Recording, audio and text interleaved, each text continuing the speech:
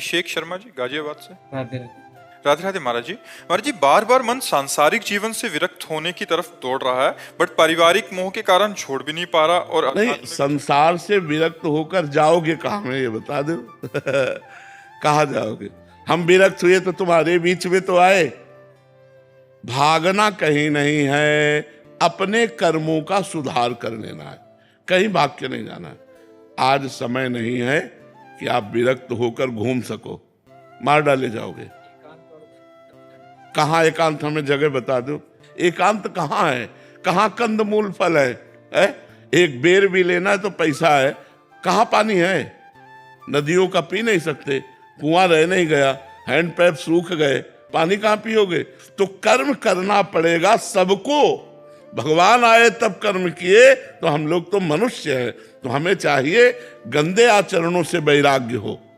हम गंदा काम नहीं करेंगे, ईमानदारी से अपने कर्तव्य कर्म को करें और भगवान का नाम जप करें। ये बहुत बड़ी बात है। आज भागने का समय नहीं रहेगा। अपनी मेहनत करके नमक रोटी खाओ और दूसरों को 2 रोटी दे सको, ये बढ़िया बात है।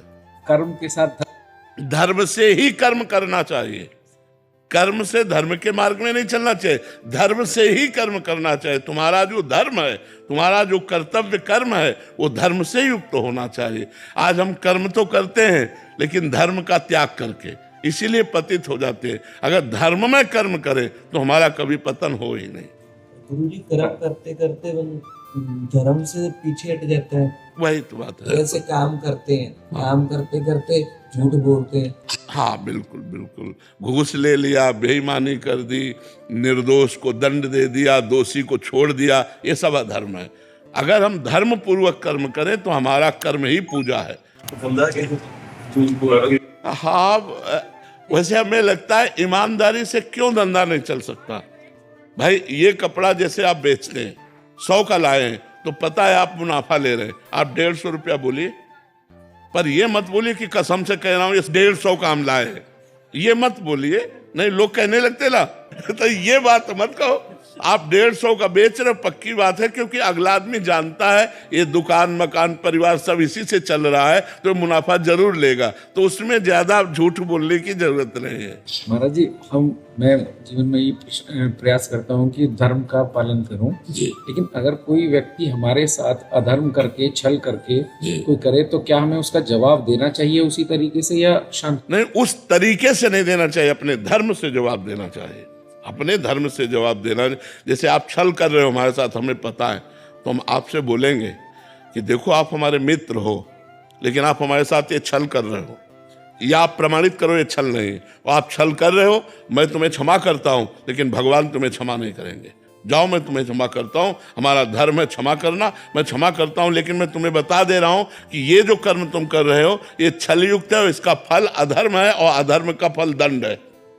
तो हमें कोई इसमें दिक्कत की बात नहीं है। सत्य से चलना थोड़ा कठिन है, पर चला जा सकता है।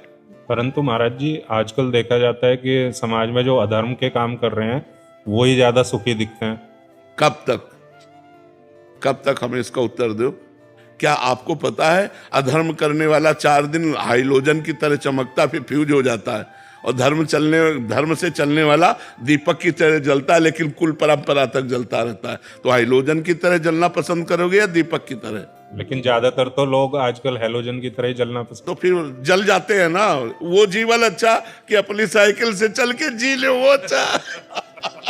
पर बाबा जी, धर्म कर्म से जब चलते हैं तो फिर बीवी नहीं जीने देती। ऐसा नहीं है, ऐसा नहीं है, उसको समझाया। अब सही बात तो हमें ये लगता है कि यदि हम दोनों प्यार करते हैं और समझाया जाए कि धर्म से यदि नमक रोटी खाएंगे तो हमारे बच्चे अच्छे ग्रेजुएट होंगे, और अधर्म से यदि हम, तो हमारे बच्चों पर प्रभाव पड़ेगा, हमारे परिवार पर को प्रभाव पड़ेगा। भाई, जब वो दूसरों को देखते हैं ना कि दूसरों के भी बच्चे गाड़ी में चल रहे हैं, हम मोटरसाइकिल पे ही चल रहे हैं, तो फिर दिक्कत आ जाती है वहाँ। हाँ, लेकिन उनका पुण्य है ना, पूर्व का उनका पुण्य है, और हमारा पूर्व का उत्तर। ये प्रारब्ध मतलब भुगतना पड़ेगा। ये भोगना पड़ेगा। अगर आप गाड़ी भी ले लेंगे तो आपको आना मोटरसाइकिल पे ही पड़ेगा। सरजीवन शर्मा जी। राधे राधे।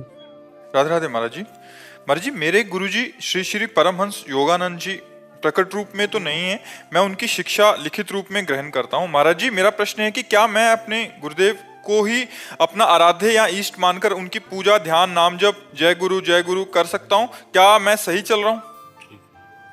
ऐसा करना चाहिए। गुरु साक्षात परब्रह्म तस्मै श्री गुरुवे नमः। गुरु में परब्रह्म बुद्धि, इष्टाकार बुद्धि हो जाए और गुरु की आज्ञा का पालन करे और गुरु में ही चिंतन रखे। ध्यान मूलम गुरु मूर्ति, पूजा मूलम गुरु पदम, मंत्र मूलम गुरु वाक्यम, मोक्ष मूलम गुरु कृपा, उसी से हो जाएगा। कोई अलग से साधना की जरूरत नहीं। देवेंद्र राघव जी, गुरुग्राम से। श्री हरिवंश। श्री हरिवंश महाराज जी, यदि ईश्वर ने सृष्टि की रचना किसी इच्छा या कामना से की, तो क्या ये मानना उचित होगा कि ईश्वर भी इच्छा के अधीन है महाराज जी, या मनुष्य अपनी इच्छाओं का प्रत्याग? फिर ईश्वर की इच्छा से तो सृष्टि हुई, लेकिन ईश्वर की इच्छा इस समय आपके अंदर नहीं, इस समय आपकी इच्छा है। अगर अपनी इच्छा को ईश्वर की इच्छा में मिला दें तो आप महापुरुष हो गए। आप अपनी इच्छा को मिटा दें तो वही तो नहीं हो पा रहा है। हम अपनी इच्छा को ईश्वर की इच्छा में नहीं मिला पा रहे हैं, हम अपनी इच्छाएं अलग से रख लिए। और 3 गुणों की माया की रचना है, जिसमें एक राक्षसी प्रवृत्ति है तमोगुण, एक घोर प्रवृत्ति अशांत प्रवृत्ति है रजोगुण, और एक शांत प्रवृत्ति है सतोगुण। इन्हीं में विचरण करता रहता है पूरा संसार।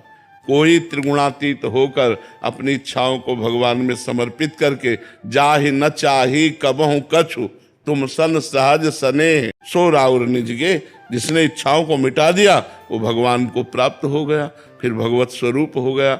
भगवान की इच्छा से ही जगत रचा है, लेकिन इसमें जो जगत में इच्छाएं हम कर रहे हैं वही हमारे बंधन का कारण है। इच्छा रहित तो हो जाना ही बंधन मुक्त हो जाना है, इच्छाएं ही बंधन है। देखो, इसमें भगवान इच्छा कर रहे हैं कि आप कर रहे हो, आप इच्छा कर रहे हो।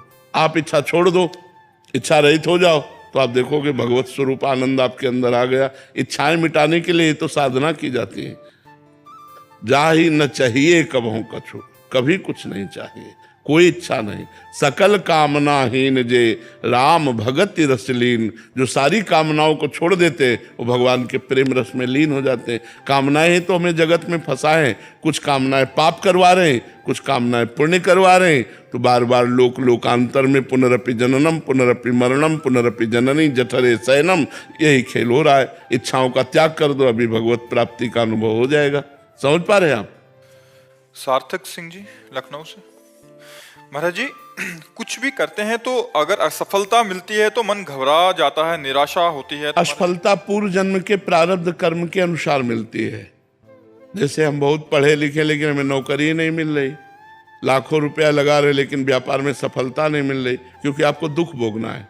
आपने ऐसे कर्म किए हैं कि उनके परिणाम में आपको दुख भोगना है, इसलिए असफलता, इस असफलता में भी हम सफलता खोज लें, ये आध्यात्मिक ज्ञान है। अगर आध्यात्मिक ज्ञान नहीं है तो फिर लाभ नहीं मिल पाएगा। असफलता में भी सफलता, जैसे दोनों किडनी फेल हैं, परेशानियां हैं, लेकिन कोई परेशानी नहीं। भगवान की कृपा से जो होना चाहिए वो हो रहा है, बस आनंद है। क्यों? क्योंकि आनंद स्वरूप भगवान से हम जुड़े हुए हैं। अगर आप जुड़ो तो असफलता भी सफलता में बदल जाएगी। वो भगवान कर्तुम अकर्तुम अन्यथा कर्तुम सर्व समर्थ ईश्वर है। देखो, सुदामा जी का प्रारब्ध 3-3 4-4 दिन भोजन नहीं मिलता था, और श्री कृष्ण की कृपा सुदामापुरी बना दी। तो कृपा और प्रारब्ध, इनमें अंतर है। प्रारब्ध से तो हम असफल हो जाएंगे, लेकिन कृपा हमें सफलता प्रदान करेगी। इसलिए हमें नाम जप करना चाहिए, अच्छे आचरण करना चाहिए और परोपकार करना चाहिए, दूसरे जीवों को सुख प्रदान करना चाहिए। इससे बहुत जल्दी भगवान की कृपा हमारे ऊपर हो जाएगी और हम मंगलमय सफलता को प्राप्त हो जाएंगे। श्री राम द्विवेदी जी, राधा वल्लभ श्रीजन। श्री हरिवंश महाराज जी, क्या कभी भी किसी भी भगवान का चिंतन हो, किसी भी प्रकार का, जैसे भगवान के भजन होते हैं या कीर्तन माना जाएगा?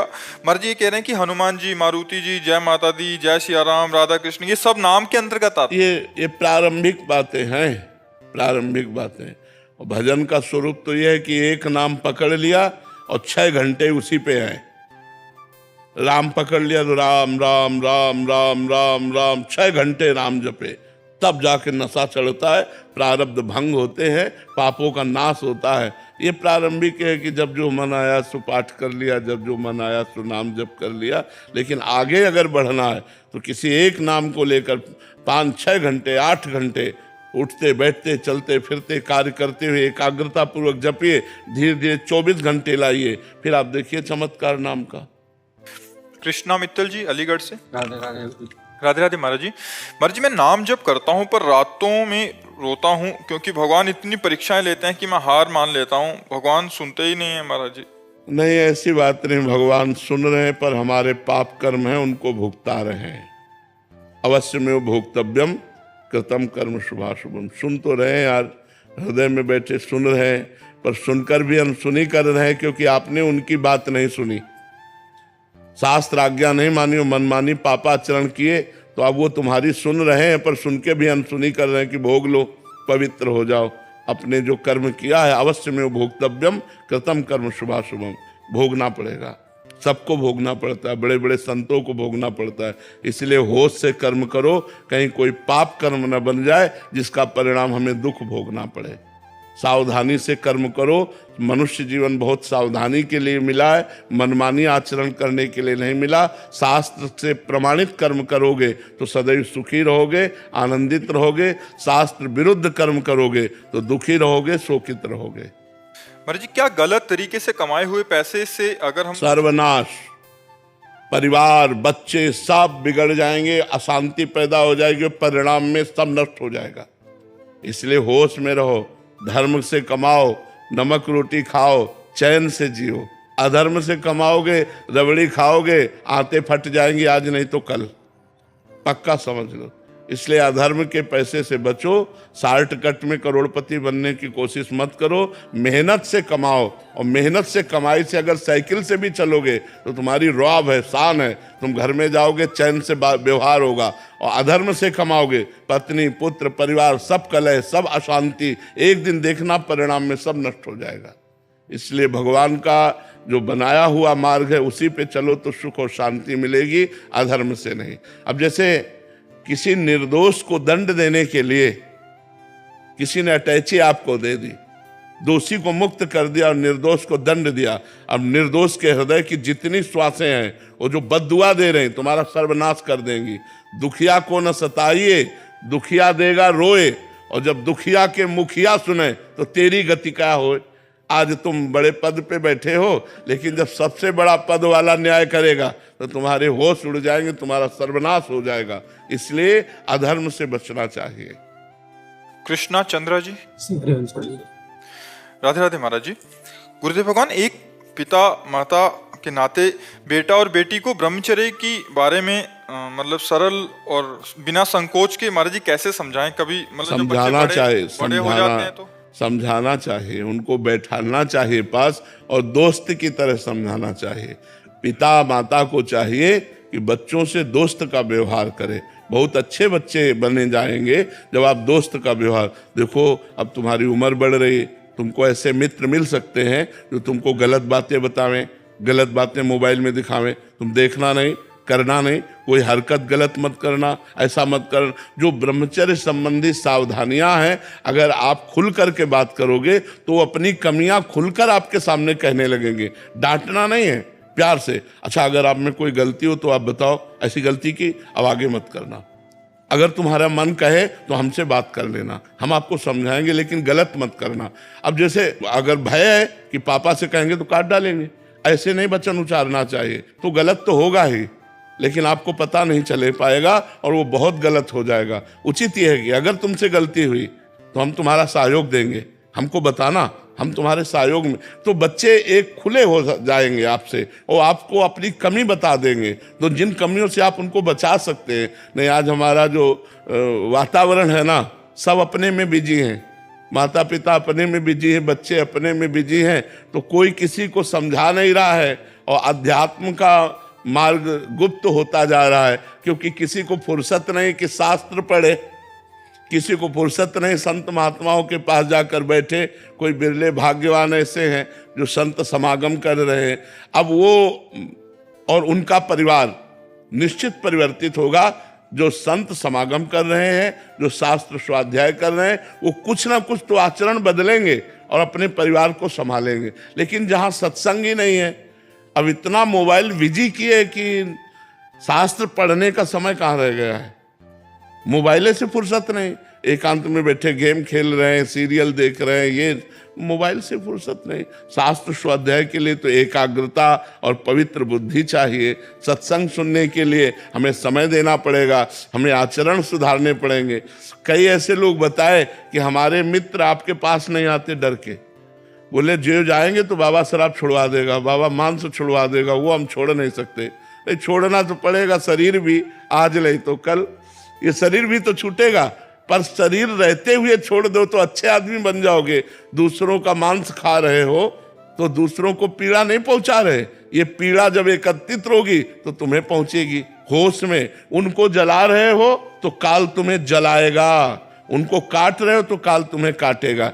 जैसे तुम जीवों को पैर बांध दिए और जला रहे हो नीचे से, और भून गए, वो मर गए, और उनको खा रहे हो तो तुम्हें काल भूनेगा, तुम्हारा कर्म तुमको भूनेगा। इसलिए जीवों की हत्या मत करो, जीवों को दुख मत दो, बलवान मत बनो, उनको निर्बल मत समझो। सुनेरी मैंने निर्बल के बलराम, जब भगवान तुम्हारी तरफ कोप दृष्टि से देखेंगे तो मिटिया मेट हो जाओगे। इसलिए सब पर दया करो, अच्छे आचरण करो तो तुम्हारा मंगल हो जाएगा।